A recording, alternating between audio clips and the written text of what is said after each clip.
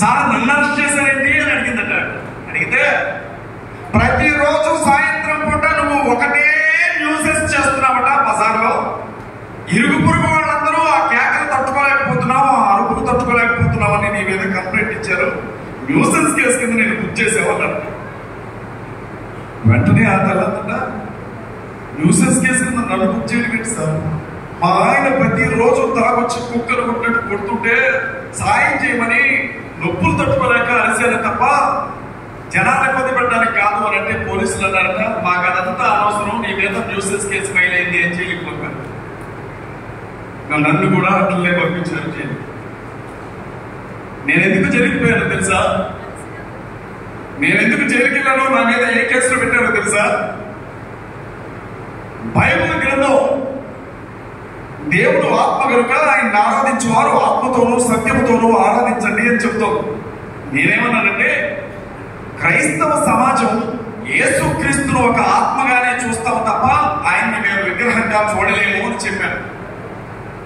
ఆ మాట అన్నందుకి నా మీద కేసు పెట్టారు. చూడండి ఎంత గొప్ప కారణం. ఆయన విగ్రహం కాదు, అలాంటిది ఒకవేళ విగ్రహం అయితే మీరు నాకు ఇస్తే నేను ఒక మాట నోరు సరే. ఇక రెండోది ఎందుకు తెలుసు, బైబిల్ అన్నాం మనం దీన్ని హోలీ బైబిల్ అంటాం. ఏమంటాం? పరిశుద్ధ గ్రంథం. హోలీ బైబిల్, పరిశుద్ధ గ్రంథం. ఇలాంటి గ్రంథాన్ని పట్టుకొని ఒకడా బైబిల్, ఇలాంటి గ్రంథాన్ని పట్టుకొని క్షమించండి నన్ను ఆడబిడ్డలు అనుకున్నాను, లంజల పుస్తకం ఇలాంటి బైబిల్ పట్టుకొని యేసుక్రీస్తును కన్న తల్లి రోమా సైనికుడితో పడుకొని యేసుకి అంది అని మాట్లాడుతుంటే తట్టుకోలేకపోయాను. నేనేమన్నానంటే బైబిల్ గ్రంథాన్ని బుద్ధి పుస్తకం అనడానికి నువ్వెలా వస్తుందిరా నీకు, మరి మీ పురాణాల్లో ఉన్నవేంటి, అవి బూతులు కాదా అన్నాను. దాని మీద ఒక కేసు పెట్టారు. మీరు నమ్మండి అమ్మా, నరకం ఎలా ఉంటుందో చూపించారు నాకు 7 రోజులు. కటింగ్ వాళ్ళు ఎలా చేశారనుకుంటున్నారా? గుంట తవ్వినట్లుగా అక్కడికొచ్చు కట్ చేశారు. ఆ జైలు అధికారి ఒక ఆయన ఏమన్నాడో తెలుసా? అందరూ వినాలి. ఎరా లంజా కొడుక, బ్రిటిష్ వాళ్ళు మీ అమ్మతో కలిస్తే పుట్టినవారు నువ్వు అని అన్నాడు. ఎవరంటే నిలబెట్టి నాకు చాలా కష్టం అనిపించున్నాను. నేను ఎవరింట్లో దొంగతనం చేయలే, నేను ఎవరి మీద దాడి చేయలే, నేను ఎవరిని చంపమని పిలుపుతున్నా, నేను ఎవరిని కించపరచలా, నేను ఎవరిని అవమానించలా. ఉన్నది న్యాయం మాట్లాడడానికి 7 రోజుల పాటు నా బిడ్డలకి దూరంగా చేయాలనుకున్నాను. పోలీసు అందరికీ కృతజ్ఞతలు చెప్తున్నాను. ఎందుకంటే క్రీస్తు విషయమై నింద అనుభవించుట నాకు, శ్రమ అనుభవించుట నాకు మేలాయన ఉన్నట్లుగా నా తల మీద ఉన్న చుట్టూ మాత్రమే తీయగలిగారు, కానీ నా ఆత్మవిశ్వాసాన్ని కించింది కూడా కదిలించలేకపోయారు. నాకు ఎక్కడ అవి మాట్లాడుతుంటే ఏడుపు చేస్తుంది. జైలు చూడడానికి వచ్చిన వాళ్ళు మీరు రావాలి, జైల్లో ఏమన్నా ఉంటే పలకరించాలని. నా భార్య నాకు 1 సంవత్సరం బాబు, 5 సంవత్సరాల బాబు, వాడికి బాగలేదు ఇంట్లో. నన్ను అరెస్ట్ చేసే సమయానికి నా బిడ్డ కూడా పరిస్థితి సరిగ్గా వాళ్ళని తీసుకొని పోలీస్ స్టేషన్ ముందుకు వెళ్ళి నా భర్త ఎక్కడ ఉండో చెప్పండి తప్ప పెట్టి అడిగిందన్న. మాకు తెలియదు అన్నారు. అర్బన్ పోలీస్ స్టేషన్ నుంచి ఎస్ఐ వచ్చాడు, ఆయన పేరు నేను చెప్పకూడదు. నాకు తెలియదు అన్నాడు.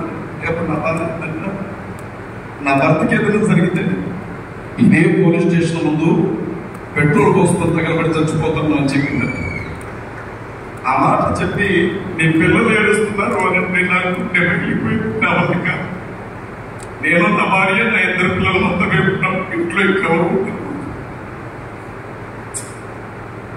సరే, దేవుడు నాకు ఎంత చక్కని వాగ్దాటిచ్చాడు. ఎంత చక్కగా నేను పాటలు రాయగలను, కొత్త గొప్ప పాడగలను, వాక్యం చెప్పగలను. నేను కూడా బైబిల్ గ్రంథంలో ఉండే మాటలు చెప్పి 4 రూపాయలు సంపాదించుకుంటే ఈ రోజు నా భార్య 2 బిడ్డలు పట్టుకుని రోడ్డు మీదకి వచ్చి జైలు అధికారుల ముందు చేతులెత్తి దండం పెట్టాల్సిన గతి పట్టేదా అని అనిపించినప్పుడు ఏడ్చాను. ఇంకెప్పుడన్నా నన్ను జైల్లో పెడితే నా భార్య ఏడ్చింది, నా బిడ్డలు ఏడ్చాలని చెప్తూ ఇవాళ మన బతికి ఎలా ఉందో తెలుసా? ఇవాళ మనం అన్యాయం జరిగినా అన్యాయం అని చెప్పకూడదు, బైబిల్ గ్రంథాన్ని తగలబెట్టినా అన్యాయం అనకూడదు, యేసుక్రీస్తు ప్రభువును నోటుకొచ్చినట్లుగా తిట్టినా లంచా కొడక అన్నా మనము ఇదేమన్యాయం అని అనకూడదు. చర్చిలోకి వచ్చి ఎవరైనా మనల్ని పట్టుకొని కొట్టినా ఇది అన్యాయం అని అనకూడదు. మీ ఓటు హక్కు తీసేస్తామన్నా ఇది అన్యాయం అనకూడదు. మరీని పట్టుకొని పిచ్చని పిలుస్తున్నా మనం అది అన్యాయం అనకూడదు. మన వాళ్ళ నగరాన్ని మీద నగ్నంగా ఊరేగించినా ఇది ఎక్కడి న్యాయం అని మనం అనకూడదు. రోడ్డు మీదకి మంచి మాటలు చెప్పడానికి వెళ్ళిన ఆడబిడ్డల పొంగులు పట్టుకొని లాగి మీ మొగుళ్ళకు సంపాదించుకోవడం చేత కాకపోతే పాస్టర్ల పెళ్ళాల మా దగ్గరికి పంపండి, నీకు డబ్బులు ఇస్తామని అన్నారు అని ఎక్కడ అన్యాయం అడిగినందుకే నన్ను అరెస్ట్ చేశాను. విజయబాబు నోటు దూసా నేను ఒక లాయర్ని సార్, నల్ల కోట్ వేసుకుంటే కోర్టులో నిలబడితే నేను ఎలా వాదించగలను నాకు తెలుసు. ఎవరి కోసం అంటే నేను జైలుకి వెళ్ళింది, ఎవరి కోసం జైలుకి వెళ్ళొచ్చు?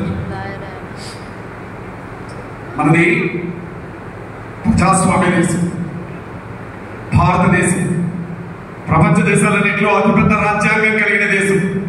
ఈ దేశానికి అంటూ అధికారికమైన మతమేమీ లేదు. భారతదేశ రాజ్యాంగం ప్రకారంగా ఈ దేశంలో ఉండే అన్ని మతాలు చట్టం దృష్టిలో సమానమే. ఇక్కడ ఎవరైనా 18 సంవత్సరాల వయసు నిండిన వాడు తనకు నచ్చిన మతాన్ని స్వీకరించవచ్చు. ఇక్కడ ఎవరైనా తన ఇష్టపడినటువంటి దేవుడిని నమ్ముకోవచ్చు. ఇక్కడ ఎవరైనా తను నమ్ముకున్నటువంటి దేవుడి గురించి స్వేచ్ఛగా భావ ప్రకటన హక్కును ఉపయోగించుకొని ఎవరికైనా చెప్పచ్చు. ఇది పేరుకు మాత్రమే అమలు జరుగుతున్నటువంటి దేశం. కానీ ఇక్కడ ఏం జరుగుతుందో తెలుసా? క్రైస్తవుల్ని, ముస్లిం సహోదరుల్ని, దళితుల్ని అంటరాని వీధి కుక్కలను చూసినట్లుగా చూస్తున్నారు. మన బతుకులలో అయిపోయింది తెలుసా? పగడాల ప్రవీణ్ అన్నని యాక్సిడెంట్ అండి, మీరు హత్య అంటారండి, ఒప్పుకోకపోతే కేసులు పెడతామని వాళ్ళంతా స్పష్టంగా చెప్తుంటే మీరు ఇంకా హత్య అంటారండి. యాక్సిడెంట్ అండి, అది యాక్సిడెంట్. రోడ్డుకి 9 అడుగుల దూరంలో మనిషి పడిపోయి ఉన్నాడు. మనిషి మీద బుల్లెట్ పెట్టేసి ఉంది, కాళ్ళ మీద నుంచి తల వరకు. యాక్సిడెంట్ అది, నమ్మండి మీరు. యాక్సిడెంట్ కాదని ఎలా అంటారు? మనిషి గుండెల మీద పూటుకాలతో తన గుర్తులున్నాయి, అయినా అది యాక్సిడెంట్ అని నమ్మాలి మీరు. కళ్ళకు పెట్టుకున్న కళ్ళజోడును చాలా జాగ్రత్తగా కింద పడిపోయిన తర్వాత కూడా తీసి పక్కన మడిచి పెట్టుకొని చచ్చిపోయాడు ప్రవీణ్ అన్న. యాక్సిడెంట్ అని మీరు నమ్మాలి. మూతికి పెట్టుకున్న మాస్క్ చాలా జాగ్రత్తగా తీసి చచ్చిపోయే ముందు పక్కన పెట్టుకొని చచ్చిపోయాడు ప్రవీణ్ అన్న. యాక్సిడెంట్ అని మీరు నమ్మాలి. హైదరాబాద్ నుంచి బయలుదేరి రాజమండ్రి వెళ్లే ఆ దారిలో సుమారు 15 గంటల సీసీటీవీ ఫుటేజ్ తీశారు. ఆ 15 గంటల్లో ఎప్పుడు చూడండి, ఎక్కడ చూడండి, మందు షాప్కి వెళ్ళాడే తప్ప ఆకలని చెప్పి ఒక హోటల్ దగ్గర కూడా వెళ్ళలేదు. యాక్సిడెంట్ ఇది మీరు నమ్మండి.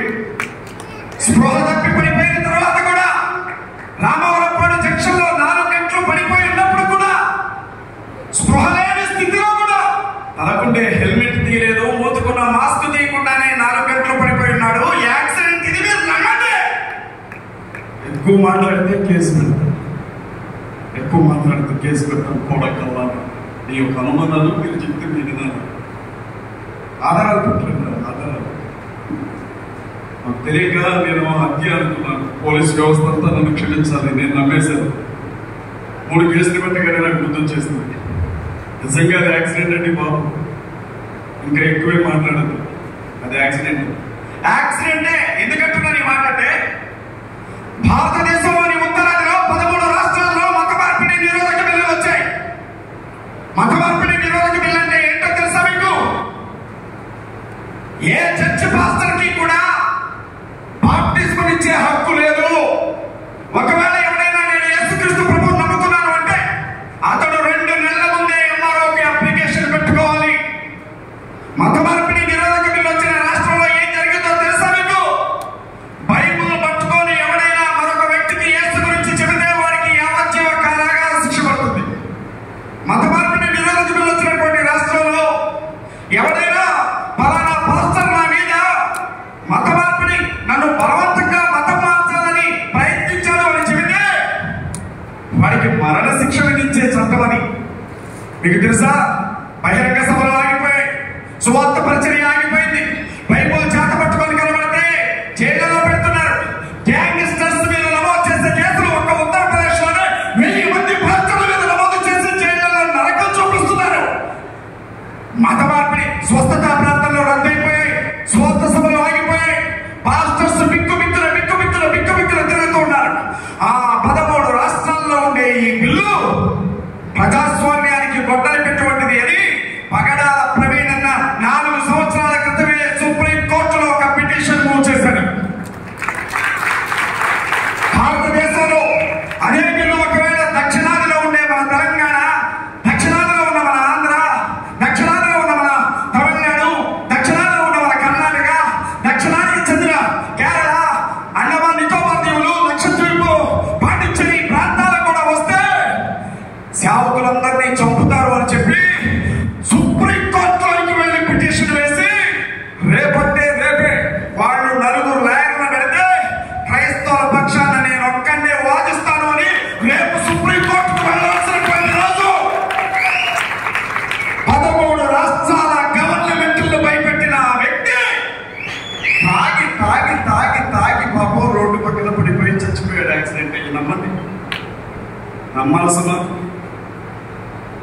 2000 కోట్ల రూపాయల ఆస్తున్న మనిషి, 2000 కోట్ల రూపాయల ఆస్తున్న మనిషి, 2 ఆడబిడ్డలు చాలని 8 మంది అనాథ పిల్లల్ని ఇంట్లో తెచ్చి పెట్టుకొని వాళ్ళని పెంచి పోషించి పెళ్లి చేసిన మనిషి, 200 మంది అనాథ పిల్లలకి ప్రతి నెల అన్నం పెట్టే మనిషి, ప్రతి నెల 20 లక్షలు శాలరీ ఇచ్చే మనిషి కోదాడలో ఒకసారి మంద కొనుక్కున్నాడు, ఏలూరులో ఒకసారి మంద కొనుక్కొని తాగి సీసీ కెమెరాలో కనబడుతున్నానా లేదా అని చెప్పి కనబడి ఆధారాలన్నీ ఇచ్చి చచ్చిపోయాడు.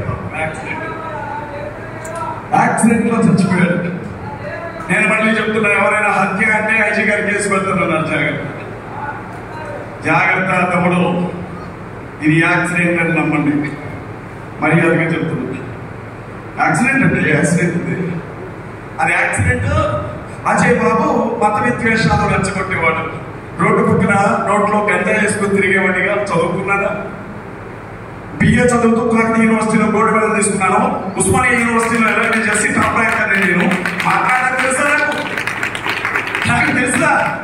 నాకు తెలియక మాట్లాడితే నన్ను తీసుకెళ్ళాను. నాలాంటి వాడు అసలు ఎన్కౌంటర్ చేయాల్సింది వదిలేశారు. ఇంకా మీరు మాట్లాడుతున్నారంటే అజయ్ బాబు గురించి. ఆంధ్ర రాష్ట్రంలో ఎలాగో మహాకుటుంబ ప్రభుత్వం వచ్చింది, తెలంగాణలో త్వరలోనే పెద్దోళ్ళు గవర్నమెంట్ తెచ్చుకుంటారు. అప్పుడు మన 2 రాష్ట్రాల్లో మత మార్పిడి నిరోధక బిల్లును తీసుకురావాలన్నది వాళ్ళ ఆలోచన.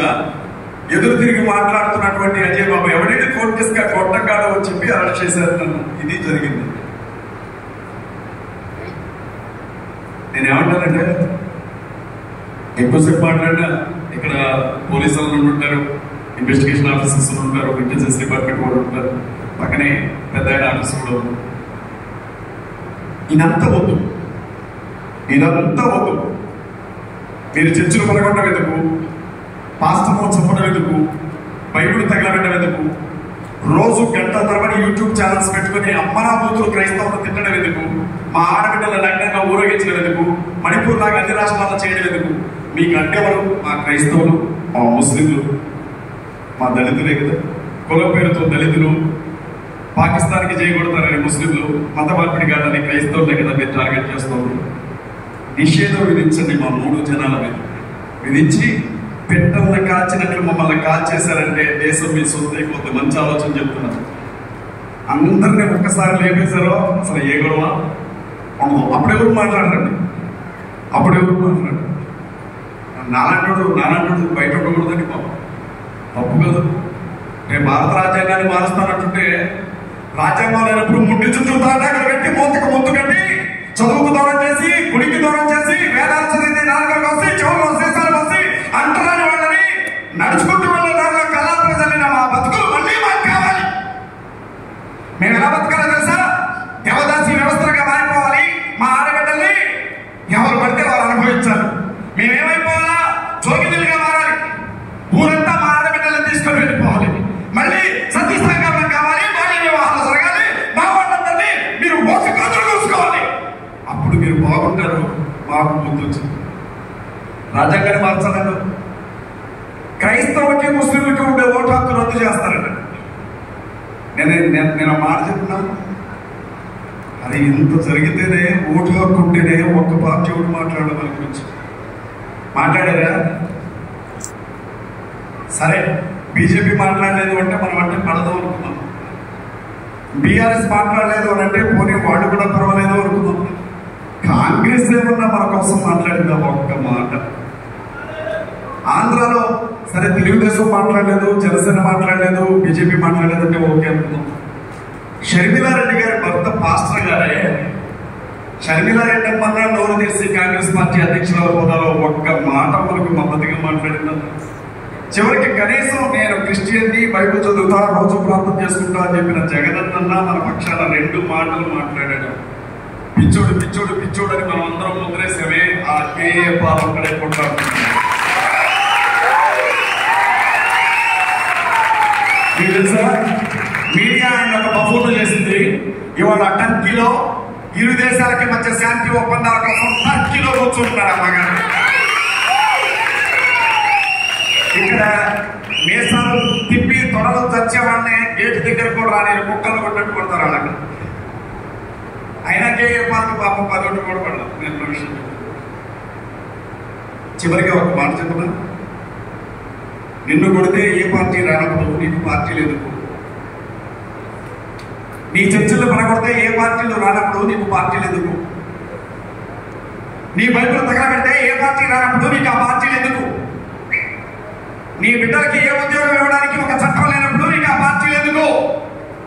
ఓట్లు వేయడానికి తప్ప నువ్వు దేవుడికి పనికిరావని చెప్పిన ఏ పార్టీనైనా నేను చెప్తున్నాను, దయచేసి ఈ రాజకీయ పార్టీలని గజ్జి కుక్కలు చూసినట్లుగా దూరంగా పెట్టండి. ఈ క్షణాన్ని తీర్మానం చేస్తుంది. అరే బాబు, నీ నుండి నాకెంత దూరమో నా నుండి నీకు అంత దూరం. కథలు పడుతున్నానా?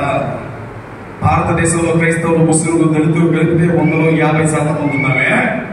మా ఓట్లు అవసరం లేకుండానే గెలవడం చూస్తాం, మా మద్దతు లేకుండానే గెలవడం చూస్తాం. సింపుల్ తెలుసా, పెద్ద పెద్ద పాస్టర్స్ అందరినీ సైడ్కి తప్పిస్తే మిగిలిన పాస్టర్లు భయపడతారన్న కుట్ర నడుస్తుంది భారతదేశంలో. పాస్టర్స్ని కాపాడుకోవాలి.